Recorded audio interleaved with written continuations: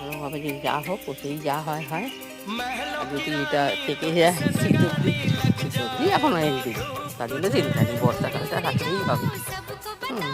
মোটামুটি এগুলো ভালো ঠিকই আছে। গাছপালাগুলো এখানেও নীলকণ্ঠ ফুল, না নীলকণ্ঠ ফুল হয়নি।